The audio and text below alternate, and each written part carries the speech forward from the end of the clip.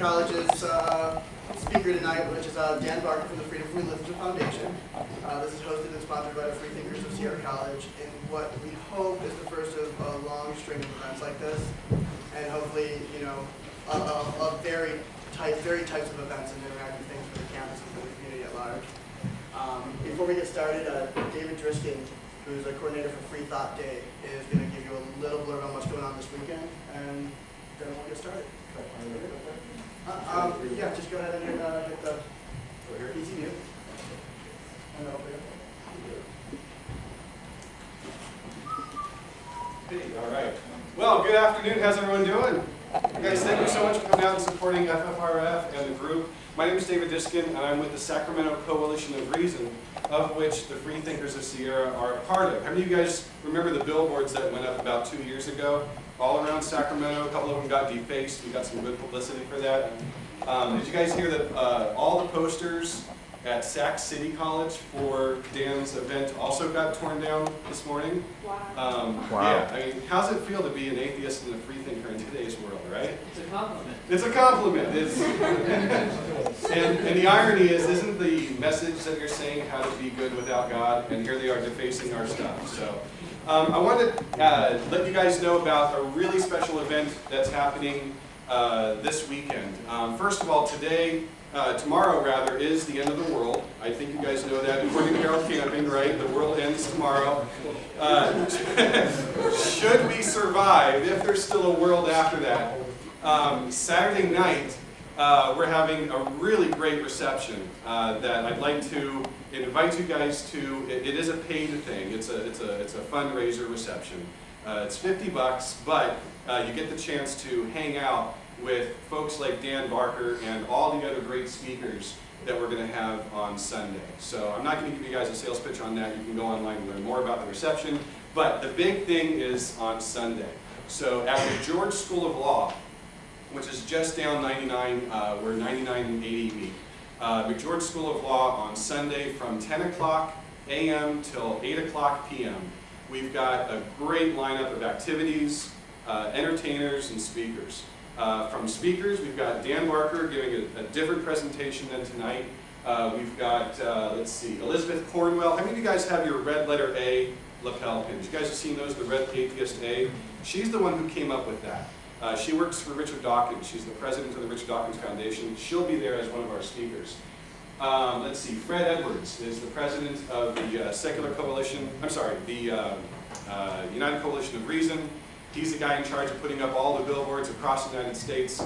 He'll be one of our speakers.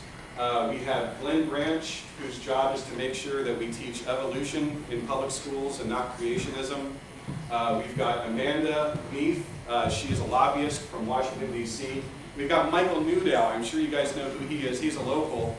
He's the guy who's making sure that we, he's trying anyway to get the In God We Trust off the currency and get rid of the National Day of Prayer, and most importantly, take out Under God in our Pledge of Allegiance. And he's trying really hard to make that happen. He'll be a speaker as well.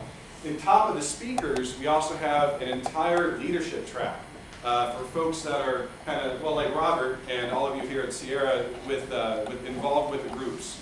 There's workshops on how to grow your group, how to do fundraising, and how to network, and how to do marketing, and all that kind of stuff. And that's all presented by the Secular Student Alliance. It's a family-friendly event. We have a bounce house and Camp Quest. The secular summer camp is out there. So if you have kids, you can bring them. I don't know if too many of you do, but you can. We've also got some really great live entertainment. How many of you guys know who the Phenomenauts are? Anybody? Excellent. A couple of you do. They're from Oakland. They're a really cool band, right? They're just fantastic. Real science evolution kind of. They're a rockabilly, almost like a Devo kind of group. If you remember, I don't remember them, but if you know Devo from the 80s. Keith Lowell Jensen, the comedian that's always down at Luna's, the atheist comedian, part of the Coexist comedy tour. He'll be there. From the podcast Oh No, Ross and Carrie Poppy will be there. She's doing a play. Who else? Trivia. Oh yeah, we're doing even a trivia thing too, so you might even win some prizes. Anyway, all of that is on Sunday. The website is freethoughtday.org. It's completely 100% free thanks to a lot of our sponsors and donors. So the reception on Saturday, that's $50, don't worry about that. But come out on Sunday for free and enjoy the whole day, or part of the day, whatever. And if you register online, you don't have to, but if you do register online, then you get entered into win door prizes. We've got over $500 worth of stuff to give out, like Dan's book, for example. I don't know if he knows that or not, but we've got a couple of your books to give away. We've got movies like Creation and The Ledge. Of course you can, yeah. You can't win your own stuff, though. And anyway, just a lot of great stuff. So thank you for letting me speak. I hope to see you guys out there on Sunday, freethoughtday.org, and I'll pass out some flyers, or I'll have them up. Yeah, I'll just have them up here for you. And have a great afternoon, and I'll give it back to you. Thank you very much. And don't worry, if you win one of your books, I'll sign it for you. One on that. Okay, and for those of you that enjoy this afternoon and want to keep up to date on future things that we were going to have going on with the Freethinkers and other presentations in the school, Freethinkers of Sierra on Facebook. Just join the group, or request to join the group, and we'll put you in, and it'll keep you updated. Or you can join our mailing list on our table outside. And after we're done here, there are snacks and stuff for sale outside, and some other pamphlets and information.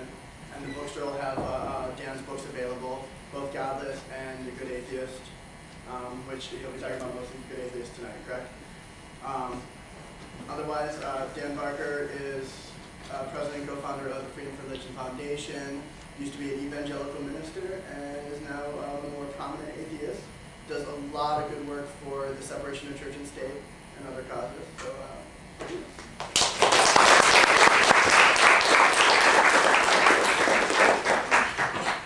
well, thank you, Robert. It's kind of dark in here, isn't it? I guess non-believers love darkness. So. I'm going to show you just a couple of things to look at. And thank you, Dave. Dave is a hardworking, talented, attractive. What else did you want me to say? $20 an adjective, so go for it. We're working hard to promote free thought. The Freedom from Religion Foundation, which I work for, I've been co-president since 2004. I started working in '87 for the group full-time. We work to keep state and church separate and to educate the public about non-believers. Right now, non-believers are the fastest growing, believe it or not, the fastest growing religion in the country is non-religion. It's you guys, it's this generation of young people that have taken off. Some people are talking about the 30 under 30. About 30% of the age group under 30 are non-religious. Atheists or agnostics or skeptics or seculars. And that's huge. In the country, it's about 16 to 20% on average that are non-religious, and even that's huge compared to what it was. So something's happening, and you guys get to be a part of this whole thing, you know, and not just in America, but in Australia and other countries around the world. We work to keep state and church separate. We take lawsuits. We work with Mike Newdow. We always have lawsuits in the courts. I can't tell you all of them. We sue everything from getting a cross down off a water tower in Whiteville, Tennessee, where the mayor just said that we are the terrorists because we are challenging state church. Then he said he's going to fight the cross. He said, somebody's got to fight those atheist sons of bitches, and you can quote me on that, he said. And so that's going into the lawsuit. This array shows that the mayor does not have a secular intention. Everything from that to the White House suing Obama and Bush and Obama over the National Day of Prayer. And we have a big lawsuit that we just filed a couple weeks ago on ministers of the gospel don't have to report their housing as income. Their rent, their housing. That lowers their tax liability a lot. We're suing over that. And a whole bunch of other things that we like to sue over. Plus, we're just hiring a fourth attorney to do non-litigation. We do a lot of letters in the schools, letters over prayer graduations, nativity scenes, public money going to private religious purposes, and so on. And if you have a complaint in your area, contact us. We're going to have 4 attorneys in November now, and interns, and they're really good at getting things done. So if you're seeing a problem anywhere, let us know, and we'll jump on that issue. But we also like to do billboards. Since 2007, we've been putting up billboards. Our first one was Beware of Dogma. One popular one is Imagine No Religion, and we've had billboards all over the country. We've had a couple of campaigns. Our newest campaign is called Out of the Closet, where local people in town put their own face and their own words on the billboard. who they are. And these are brave people in Tulsa, Oklahoma, in Columbus, Ohio, and Richmond, Virginia. But we've got some billboards going up this week here in the Bay Area about the end of the world, about Harold Camping and his idea, you know, supposedly tomorrow night is the actual rapture. May 21st was what? The warm-up or the what? The spiritual. Oh, the spiritual. They always say that. The Jehovah's Witnesses said that. But let me show you what is up right now. 40 billboards in Oakland and all over the Bay Area and in Boston and San Francisco that are up this week. I push this button here that's flashing. You mark, yeah. Take a second. Pray for it. See? It works.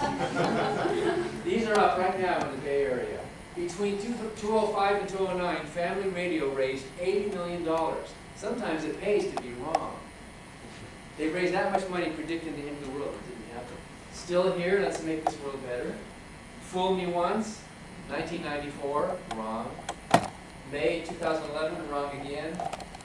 And then 1021, still wrong. Of course, we have a day to decide to see if that's going to happen. In reason we trust, and then down at the bottom, every day is Judgment Day. Use yours. Use reason. So actually, they're all over the place, and we got a good deal on these billboards. Sometimes billboards are a little expensive, but I think the outdoor advertising people are really hungry right now. We had a billboard in Columbus, Ohio. If I push this, it'll happen again? It'll turn it off. How do I get the next one? Click over to the next tab. Oh, on your. Yeah, it's okay. Oh, I see. I get it. Where's your mouse? The mouse is on the pull out. So right here, I get it. The next tab. Where is it? There you go. Okay. So here's one of these out of the closet billboards. Can you see that thing? We had a bunch of them up in Columbus, Ohio, where local people put their face and name. And here's Dylan Gallos. This is called I Can Be Good Without God, which is what we're talking about right now. So about a dozen of them went around Columbus. Well, you can see, wait a second, you got to see it. Did it Dylan himself. I don't know. And this one, this isn't the first place it was. For some reason, they forgot who owned the billboard, and they put this billboard up on property that was owned by a church. And the people came to church on Sunday, and they saw this billboard in their lawn, and they complained. And they said, "We can't have this." And one woman in the newspaper that night said, "If we can be good without God, why are we bothering going to church?" And we thought, yeah. But it was their own billboard, it was private, and so the billboard company moved it. We got some publicity out of that. You know, since it was moved, it goes in the papers again. You know, what's so controversial about this? Dylan Gallos was a student, and now he's a grad student now. So they moved it to a private business. And that business owner complained too. So it had to move again. This billboard was in 3 different places throughout Columbus. And we got more time out of it and more publicity out of it. But one of our attorneys, Patrick, was thinking, a church has a billboard and that's generating income? That's not supposed to be tax exempt. That's supposed to be taxable for commercial. He investigated and he found out the church was not reporting that as income. But now they have to. And the county came and said, you know what, that commercial income, it's not for church reasons, you have to pay taxes on that. But then Patrick was looking further, and he realized that church owned some property right next to it, like a $600,000 property with some businesses in it. And the church had said that that's church property, they're using it for church daycare. Well, they weren't. For about 5 or 6 years, they'd just been using it as income. There's a dentist in there, there's other income. And technically that's not only against the law for church to do that, but he committed perjury basically by signing that we're using this for church property. So, on January the 1st, that church, who complained about being good without God, is going to have to start paying taxes on all of their properties that they're not using for church purposes. So Dylan says you can be good without God, and this church can't be good with God, apparently. And that's kind of nice. And it makes you wonder, how much of that is going on around the country? If we just found out about this by accident, how many other churches are cheating? You know, God is so poor, I guess, and he needs help from the taxpayers. I used to be a preacher, as you know, And for 19 years, I preached the good news that Jesus was coming, that he died for our sins. I had been born again. I accepted Christ as my Savior. I prayed. I knew that if I died, I would go to heaven. But when I was 15, I wondered what to do with my life. And so I dedicated my life. I accepted what I was sure was a call to the ministry, and I preached. And I preached the good news, thinking the world was going to end any minute. Have you heard that before? In the 1960s, we were told, it could be any time, like a thief in the night. You don't know, the fig tree is mature in the nation of Israel, and there's earthquakes and wars, and the signs. I thought, how lucky am I? I was born into the right family, in the right religion, in the right country, in the right time of history. I get to be in the front edge of bringing souls into the kingdom because the time is short. And you probably all heard that sermon. And I started preaching when I was 15, and I preached for 19 years. And when I was in the country, I was an associate pastor in 3 churches. I was a missionary to Mexico for a couple of years, trying to convert Catholics into Christians. I was, and actually it worked. I was a cross-country evangelist for 8 years, traveling around singing, not charging, not having an income. All of our stuff was in storage. I was starting to have little kids by then, thinking that Jesus was coming any minute and we had to dedicate our lives to him and pray. I was ordained to the ministry, and I was an associate pastor in 3 churches. I became a songwriter too. I wrote Christian musicals that I'm still getting royalties today from them. Kind of weird, you know. But, and so I can't tell my whole story today, but it's in my book, Godless. And in the book, Godless, it tells my story. It tells why I changed my mind. Richard Dawkins wrote the foreword. And in the foreword, Richard Dawkins says, and I think this is a compliment. Richard Dawkins says, Dan Barker is the most eloquent witness of internal delusion that I know. Because, you know, he and Harris and Hitchens and Dennett and these other great writers, they're atheists, but they're looking at it from the outside. They haven't felt it or lived it or knew it or known it. And I was from the inside. I believed it fully. The Bible says you shall know them by their fruits. I prayed. I felt like I saw miracles, like I saw answers to prayer. Sometimes I laid hands on somebody. Gary had lost his voice, and when I said, be healed in the name of Jesus, he regained his voice and went on to preach. You know, all that stuff. And I used to just sing in the Spirit and feel the presence of God. In fact, I can still do it now. As an atheist, I can still go into that mental mode, the mystical mode. It's pretty neat. It's like some kind of relaxing drug thing that happens in the brain. It's just amazing. It's just incredible. And I got goosebumps from it, and I knew God was real. Of course, I thought goosebumps were evidence of the Holy Spirit, when they're actually not. Goosebumps are evidence of evolution. Did you know that? Why do you get goosebumps? What's the point of getting goosebumps? Yeah, because our ancestors were hairier, and they used it for thermal control when it was cold, or to get larger to scare off an enemy. And when do you see animals raising their fur? That. And so that's evidence that we inherited this atavistic thing, which is useless to us now, except maybe to signal to somebody, hey, I'm really cold. So, and I felt it, I believed it, I loved it, and I changed my mind. And I used to preach that you couldn't be good without God, because God is the source of morality. The commandments of God. He's our loving Father. He created us. He knows what's right for us, and He gave us the tools for living. And if you get right with God and live your life according to the love of Jesus, and so on. I don't want to preach a sermon today, but then you would have purpose in your life. Your life would be fulfilled. But and I used to say that's the good news. That's the good book. It's the good news of salvation. Technically, the Bible is not a book of morality and doesn't pretend to be. The Bible is really a book of salvation. It's a book about how to be saved. There are some moral teachings in the Bible and in the Quran. It'd be surprising if there weren't, but they're not that special. They're basically the same moral principles as all religions. In fact, even before Jesus, Hillel, a century earlier, had said the Golden Rule, and 500 years before him, Confucius had said it, the Golden Rule, in a better way. So, it wasn't as if we needed these tablets from heaven to come down and, to tell us, hey, by the way, something's wrong with killing. Oh, really? Like we're so stupid we couldn't have figured this out. We had figured it out. And Christianity and Islam and Judaism borrow from basic human moral principles, and you find them in all the religions. Some blood and some peace and all of that. But the Bible itself is not really a good moral guide.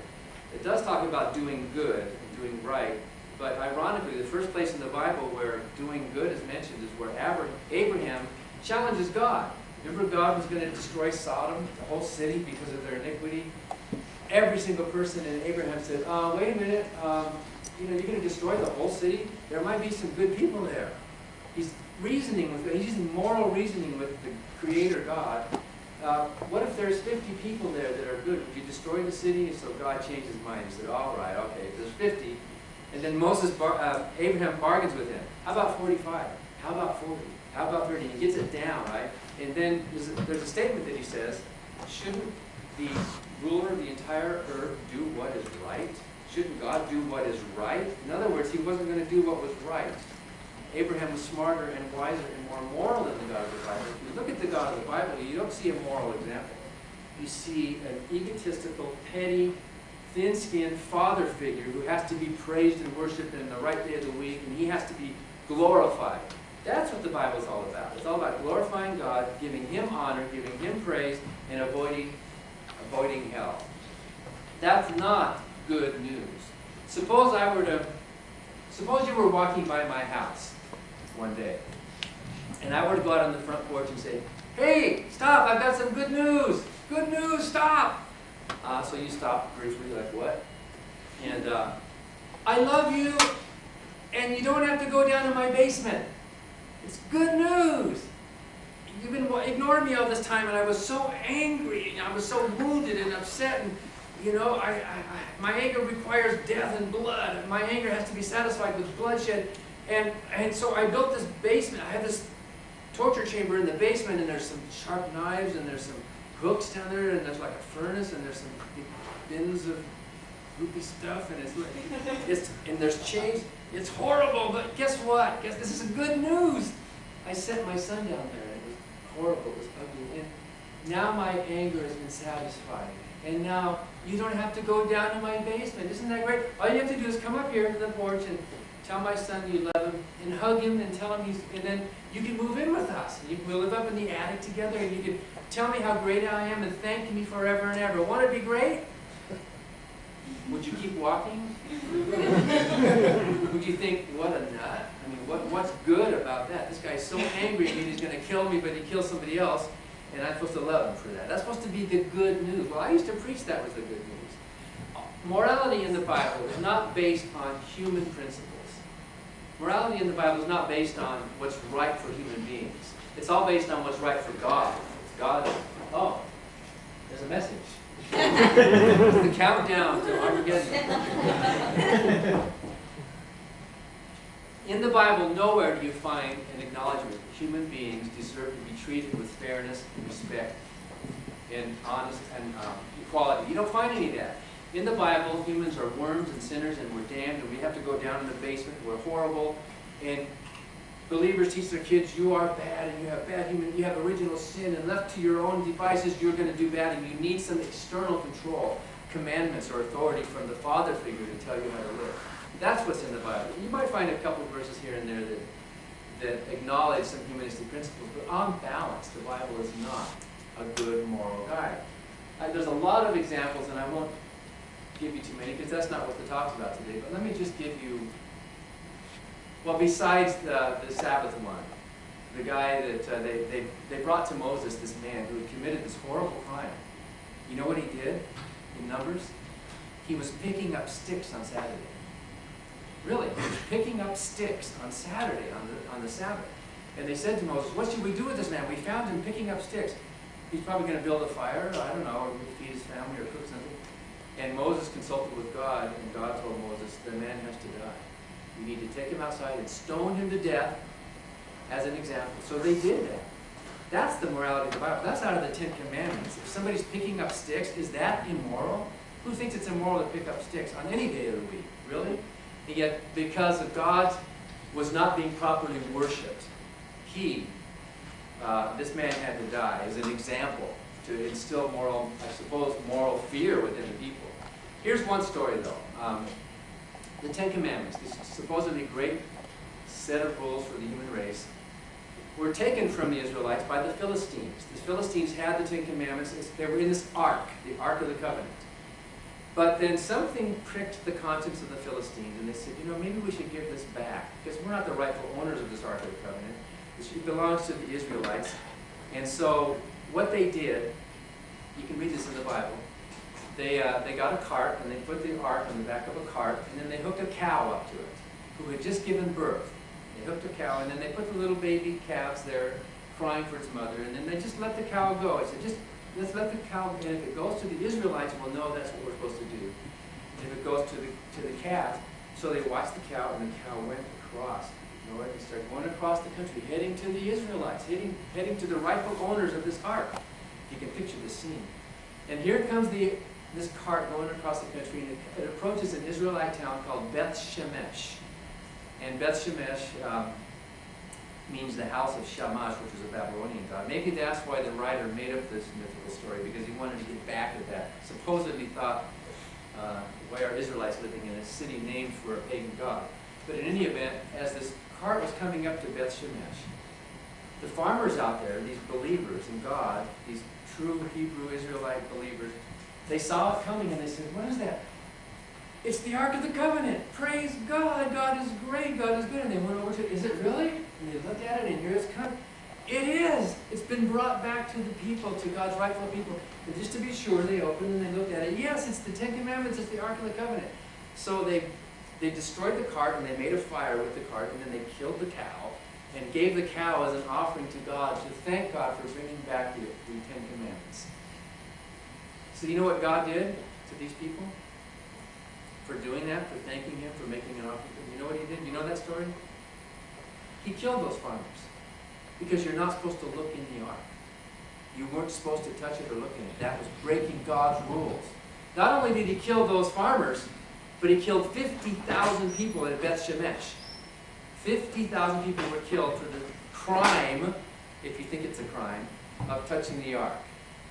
Now, one of the reasons we know the story is a myth is that there was no towns or cities in that area at that time in history that had 50,000 people in it. We know that was impossible. Jerusalem at that time of history had maybe 4,000 to 6,000. That was the big city. So this is an obvious exaggeration. And what is an exaggeration but a non-truth? The Bible has a lot of untruth within it. But in any event, the moral tale is what's more shocking than the untruth of the myth. Suppose one of my children wrote me a birthday card because they love me. You know, my daughter Sabrina writes me a birthday card. Happy birthday, Daddy. I love you. And spell the word love, L-U-V. And I were to say, you made a mistake. And you shouldn't call me Daddy, you should call me Father. You should respect me more. You shouldn't say you should say happy birthday, Father, and spell the word love right. You made a mistake. So 50,000 people in Sacramento have to die. Is that good? Is that moral? Is that right? Is that mentally healthy? What kind of a being is it who would say, morality is based upon my command, and me being respected? When Sabrina was a little girl, you know, parents have to teach their kids while they're toddlers to stay out of the street. And what if Sabrina had said, but why do I have to stay out of the street? Why? And what if I were to say, because I said so. I'm your father, and my word is the law, and what I say you do. And if you don't do it, you're offending me. You're hurting my vanity. I'm the father. I must be respected. Call me father. What if I were to act that way to a child, right?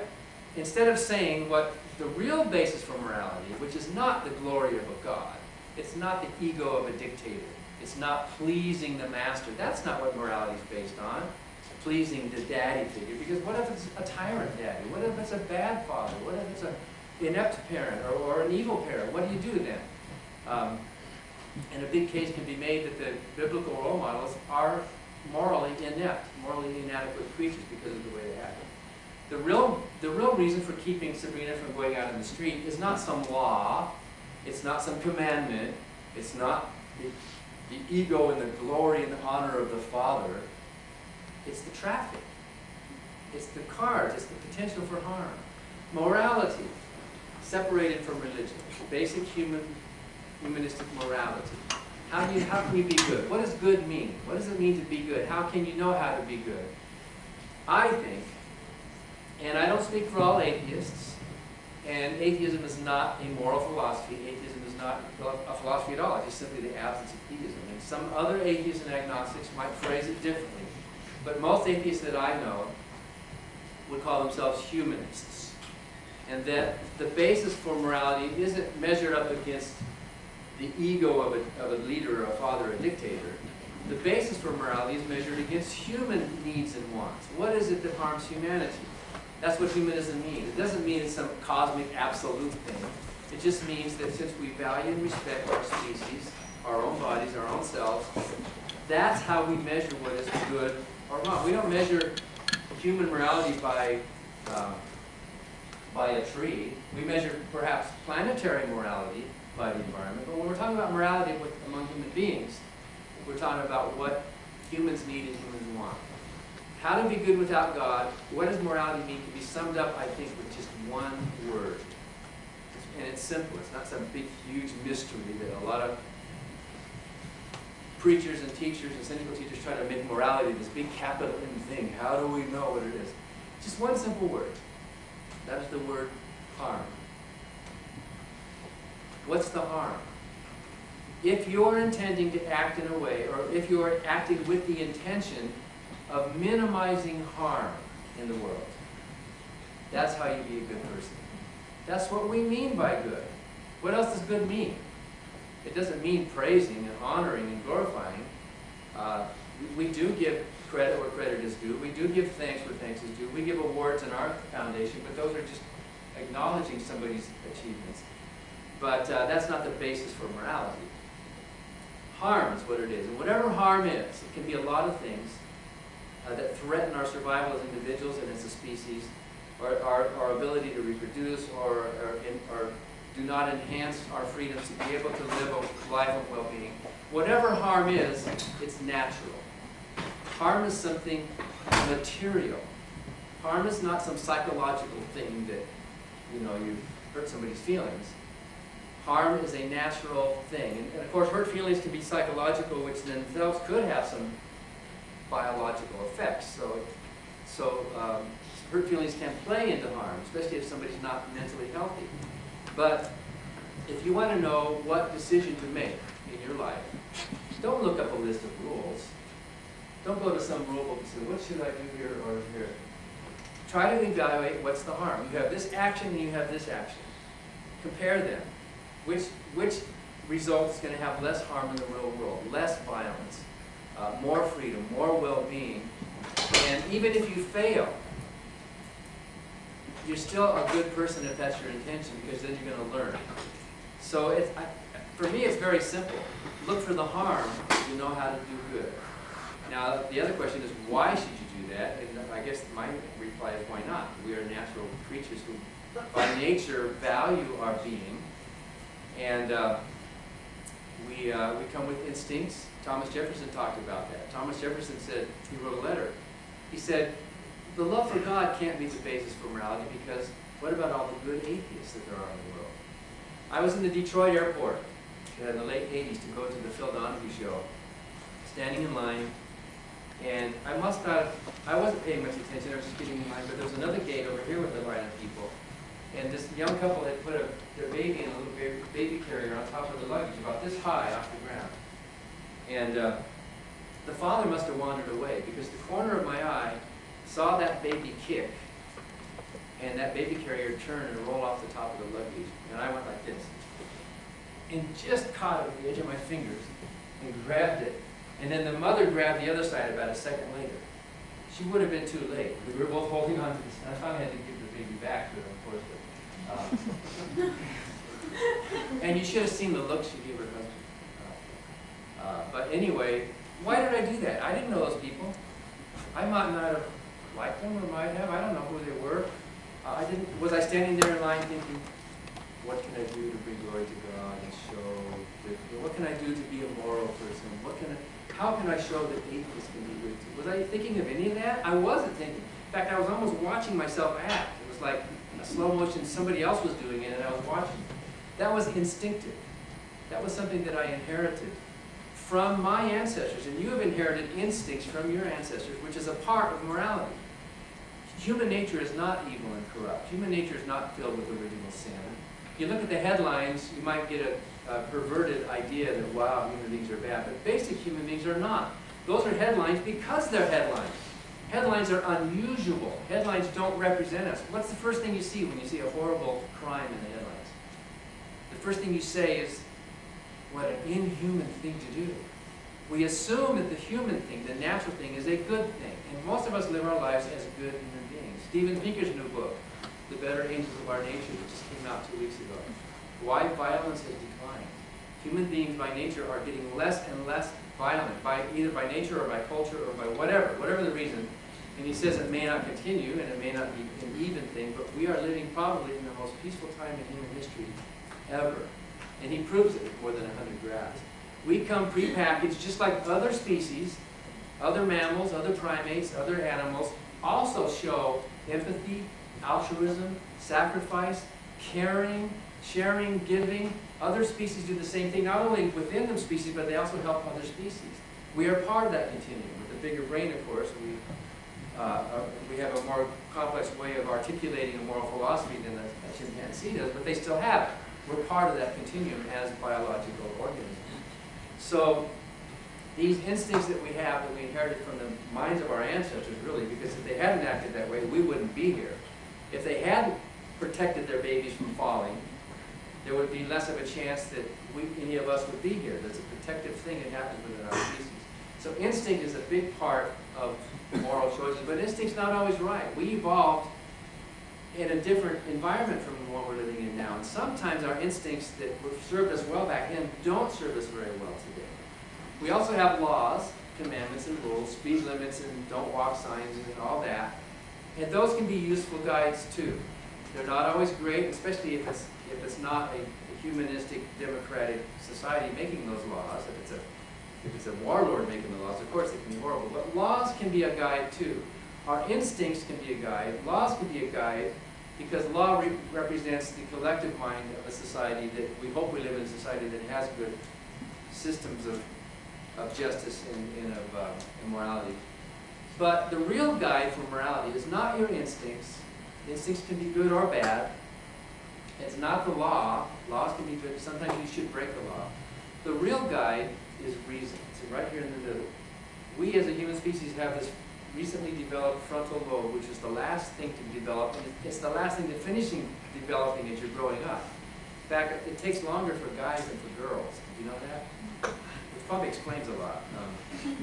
It's the part of your brain which, it might be like to age 25 or 30 when it finally fully develops in an individual. It's the part of the brain that issues restraint. It's the part of your brain right now that's keeping you from burping out loud. Right? You might want to do it, but you're checking your animal impulses. You're watching yourself. You're holding back. That kind of thing. So this frontal lobe, this reason that we have, is like a check. You know the story of Phineas Gage when his frontal lobe was blown off in that railroad accident, and his personality changed. He lost all those restraints. We have those, and I think we fall across a bell curve of human variation. Some of us are more over here. Some of us are over here. Some of us are sociopaths. 4% of our species has no conscience at all. They're sociopathic. Most of them, luckily, are not violent. Some of them are just lazy sociopaths. But there are a few violent ones. Some of them go into banking,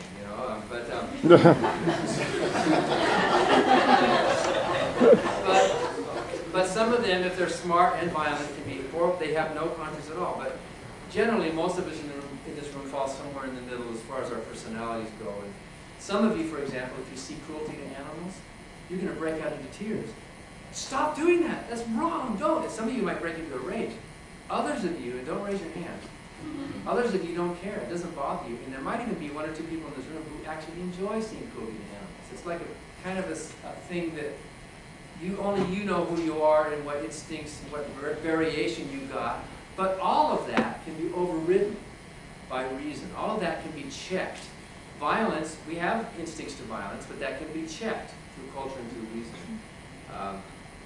And so on. So I'm making a very long story very short. I explain in my book, The Good Atheist, Living a Purpose-Filled Life Without God, how there have been millions. I give more than 300 profiles of atheists and agnostics, non-believers, who have lived immense lives of purpose without believing in God. They've lived good lives, morally and practically. Reformers, artists, politicians, songwriters. Think of how your life has been enriched by song. Brahms' Lullaby, for example. Brahms was a non-believer. Do a deer, a female deer. How many of you sing that song? Richard Rogers was an atheist. Somewhere over the rainbow, the most famous movie song of all time, written by Yip Harburg, the agnostic humanist. When you graduate to Pomp and Circumstances, you know Elgar was a non-believer. He started as a Catholic, but he became a non-believer later in life. And examples of how the world has been enriched by people without belief in God, who have had lives of immense purpose. The really good news, and I'll just quit here and maybe we'll do some questions. The really good news is not that we don't have to go down in that basement. That's not good news. That's wacky. That's like control. That's like fear. It's insecure parents who think the only way to control the world is by commanding and making sure people follow the rules, and they're afraid of punishment. Then, right? It doesn't work. It doesn't work. People then with that attitude have a negative self-image. They're trying to figure out how to get around the punishment. That doesn't work. Better to teach, at least, if not an optimistic, at least a neutral view of human nature, that we are born with instincts to good and bad, and they vary among us as a species and individuals, but that we have reason to override, and that the really good news, and this might sound counterintuitive, this might even sound wrong to you, because we've heard this our whole lives, but I think now, after all those years of preaching what I thought was the good news, which turns out was a fable, the really good news is that there is no purpose of life. That's great news. Think about it. That's wonderful news, because if there is a purpose of life, that cheapens life. That makes us secondary. It makes us fit into something. It makes us part of an army or a body, or it makes us tools or slaves or something. What is my purpose? How many people wander through their life wondering, what is my purpose? Please, now where is it? Thinking it's coming from out there somewhere, that's going to be bestowed on us. Here's your purpose, my child. Do this job, my good and faithful servant. Oh, thank you. Now I know what to do, and I'm going to do it. And then, there's that attitude that a lot of people have, that my purpose has to be told to me from outside of myself. If there is a purpose of life, life is cheap. If life is eternal, life is cheap. Things that are plentiful are cheap. It's only things that are rare that are precious and we value more. So, the Bible always talks about human beings as being slaves, servants. Paul was very proud to say, I am a slave of Christ. The doulos, he called himself. Others, their value laid in praising the dictator, bowing before. And have you ever noticed the postures of prayer? What are they? They're identical to the postures of slavery. You're kneeling down, your head is bowed, your hands are shackled together to show that you're no threat to the authority. Like this, yes. And it's a slavery mentality that a lot of religions teach. Not all, but a lot of religions, especially the revealed religions, teach. And the truly good news is we don't need that. Here we live in a country that kicked out the slave master. We had a proud revolutionary war. We were rebels. We said no to the king, whose authority was based on the sovereign Church of England, the Church of God. We said no to that. And we were the first country in history to turn a government upside down. Instead of having a sovereign Lord Master on top, we turned it around and said, we the people. We the people. Human values are what matter, not the sovereign, not the Lord, not the Master. If there is some sovereign Lord Master, he's got his own problem, he can take care of him. We live in this world with our lives. To say there's no purpose of life is not to say there's no purpose in life. And that's where purpose is. Purpose is not from outside of you, it's within you. Purpose comes from solving problems. Find a problem to solve and work on it. You pick. No one's going to tell you, here's what you must do. Maybe a guidance counselor can point you, but still, you decide for yourself. It could be something like one of your brothers dies of a certain disease, so you dedicate your life to fighting that disease. There's harm. Disease is a harm, and you're trying to minimize harm in the world. Be a good person. It could be gaining knowledge, and so you go into science. It could be hunger. It could be oppression. It could be predators. It could be natural disasters. It could be the environment. It could be inequality. It could be mistreatment of women. It could be, inequality to gay rights, whatever you think is important, what you value, wherever you fall on the human spectrum of who you happen to be, work to solve a problem and you have purpose, not of life, you'll have a purpose in life. Who's to say that someone like Elizabeth Cady Stanton, who worked for a half century for women's right to vote, who would dare say that that atheist woman had no purpose in life? She had a life of immense purpose, and she dedicated, and she worked, and she sacrificed, and she died working for, she didn't get to see the Equal Rights Amendment passed, but she made it happen, basically.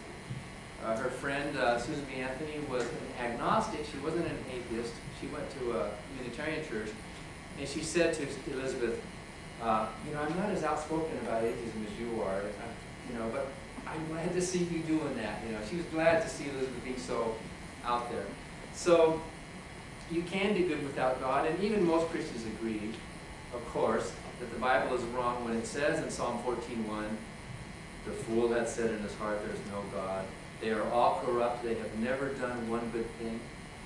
The Bible says no atheist has ever done one good thing. And yet most Christians who believe the Bible disagree with that verse, because they do think atheists have done good things. And of course, look at all the surveys, look at all the studies. Atheists and agnostics are not worse. In fact, on many measures, we're doing better than believers. Born-again Christians have a higher divorce rate than atheists. Did you know that? The average pastor in the United States is more likely to be divorced than the average member of the congregation. Did you know that? On all these measures, George Barna, the born-again sociologist, is honest enough to point out, hey, Christians aren't cutting it when it comes to moral things. They're not better, just as much crime. In fact, atheists are underrepresented in the prison system. Financial problems, Christians take just as many drugs for depression. They watch more pornography, especially conservative church-going men watch more pornography than anyone else in the world. I'm not saying anything wrong with pornography, but it shows the hypocrisy of these people who say, you know, that sexual sins are bad. You know, they're just human beings, basically. It's a moral question if there's any exploitation, I think, of the people involved in it, which I don't know how prevalent that is, but that's not my talk today. So, yes, atheists and agnostics are good without God and have immense purpose in their lives as they work to solve problems. And I think that's probably why you're in college now, right? You're training yourself, you're trying to find how can I spend my life working on something meaningful, which means making the world better, minimizing harm, increasing human well-being, and decreasing violence in the world. So yes, like Dylan Gallo said on his billboard, we can be good without God.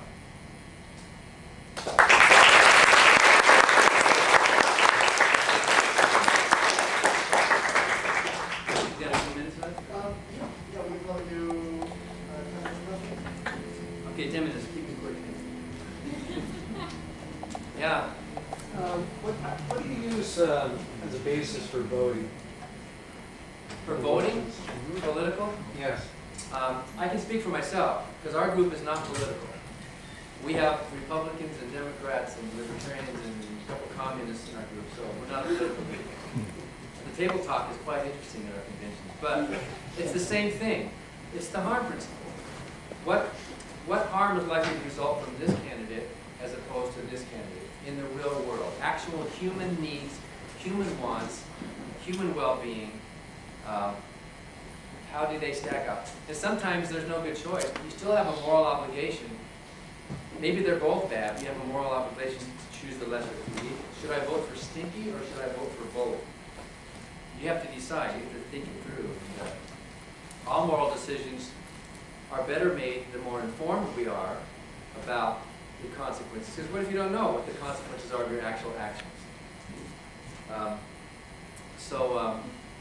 I would just say, just speaking for myself, if you can get to it, real harm in the real world, and not partisanship, but actual programs and policies and laws that enhance well-being and decrease the potential for violence in the world. So you don't hold it against somebody, the candidate, if they are religious? No, of course not. And even the Constitution says there shall be no religious test for public office. But a lot of voters vote against people who are not religious. Mm-hmm. Has there ever been an open atheist running? Well, there has been actually now. You know, Pete Stark, across the way here. but it was later in his career. So Pete Stark is the one member of Congress who's out as an open atheist, and got reelected after saying that. There's a question here. Do you think that belief in a higher power is harmful or immoral? Do I think belief in a higher power is harmful and immoral? Well, if nothing else, it's irrational and delusional. It's not true. It may not be harmful. There might be some people who are just pacifistic about their belief in a higher power. And, we atheists don't care what people believe. We're not rushing into churches and dragging people out of their pews and, you know, it's like, stupid people. We think that Jesus was right when he said that they who are healthy don't have to go to the doctor. It's only they who are sick. And that people should be judged by their fruits. So all people, regardless of what they believe, should be judged by their actions. Who cares if you want to stand in your head and pray in tongues to Mother Goose? Why do I care? You know, it's your freedom, and if you want to believe in a higher power. But many of the religious institutions are oppressing people. If you're giving money to the Catholic Church, for example, that's an immoral act. The Catholic Church is actively repressing human rights in the world. So it's not so much the teachings, but if you believe these absurdities, think about other things your brain is likely to do, especially this idea of following authority. If you're going to vote just because your church tells you how to vote, or if you're going to act just because the Pope tells you how to act, or not act, for example, don't take birth control, then that can be harmful too. So the judging of a religious person isn't in their doctrines, but it's in their actual actions in the real world. Yeah, in the way back? Question, you had interesting statistics on the number of atheists that the population perceived, and indicating you had had a number of interviews in your book. This is just an off-the-wall question. How many atheists have either gone for the first time to become religious, slant, creationist, whatever word would work, or reverted back to a religious or creationist theory after having become an atheist? What are the statistics on that? Do you have any idea? It happens, but it's rare. It does happen. There's the C.S. Lewis types, you know, who he said he was an atheist in younger, and then he had this experience. So, was it C.S. Lewis in that waterfall? Was that what he was looking at? In any event, it does happen, but it more likely happens the other way, because the more you know, the less you believe. Believe is what you need when you don't know. Belief is what you invoke when you're not sure. It's 4:30. I believe. You say I believe when you're not sure of something. So, yeah, there are people that have gone back, and who knows why. There could be cultural reasons, there could be emotional reasons, there could be psychological reasons. And some scientists are believers, although believers among scientists are a very tiny minority. So, and by the way, the statistics I gave were not atheists, they were non-religious. Some of the non-religious are believers. But whatever non-religious means, it's the fastest growing religion in the country. In 1990, it was about 7% of Americans who picked no religion. In 2001, it was over 14%, and today it's more than 16% in the world. So it's growing while other religions are shrinking. So, yeah, there are some atheists who become religious, or some who revert to religion, but usually we're seeing much more the opposite. Because religion is not true. It's irrational. It's delusional. It's useless. It's not something that's helping the world. It builds walls. It makes in-groups and out-groups. It's an unnecessary source of social conflict to introduce. We have enough problems in the world without this other reason to be other than those people. So religion, basically, I think we're seeing what happened in Europe, a religious continent that today is pretty much thoroughly secular. A whole bunch of beautiful, empty churches over there, but the people have given up on religion for good reason. Can we tell some time? Sure. Hold on a second. Oh, over here on the right. Yeah. Where do atheists believe that their soul goes after they die? Or what does the afterlife look like to you? Did you hear the question? Where do atheists believe the soul goes after we die? Well, atheists don't believe in the soul. There's no such thing as a soul. Soul is just a synonym for personality, basically. It's not a thing that exists apart from the brain. There's no evidence that there's any afterlife. People have a hope for it, but hoping doesn't make it true. When you're dead, you're dead. When the computer turns off, the software stops running, it's dead. There's no activity going on. You don't live anymore. life is a biological thing. There's no spiritual world, there's no transcendent. We have the illusion of it. Just like when I'm playing piano in a jazz combo, I feel like the song is this thing out